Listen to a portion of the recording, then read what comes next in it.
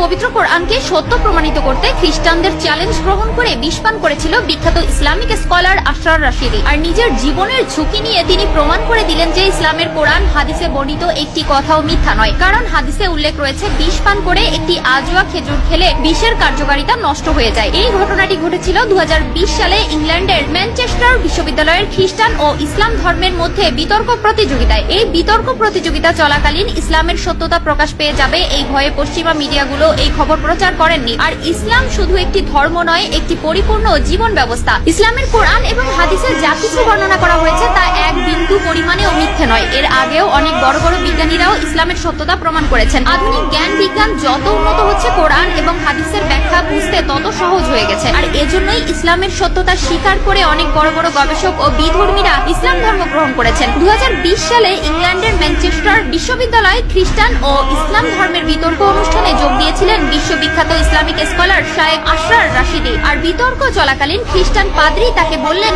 আপনাদের হাদিসে উল্লেখ রয়েছে বিষ পান করে একটি আজোয়া খেজুর খেলে বিষের কার্যকারিতা নষ্ট হয়ে যায়, তো এই কথার কি যুক্তি প্রমাণ রয়েছে আপনাদের কাছে? তাদের সামনে দেওয়া হলো এক বোতল বিষ। মুসলিমদের কাছে এমন প্রশ্ন ছুড়ে দেওয়ার কারণে কোনোভাবে তা হজম করতে পারেননি আশরার রাশিদি। আর আশরার রাশিদি নিজের জীবনের ঝুঁকি নিয়ে সেই বিষাক্ত বিষ পান করেন এবং একটি আজোয়া খেজুর খেয়ে নেন। আলহামদুলিল্লাহ, তার শরীরের বাহিরে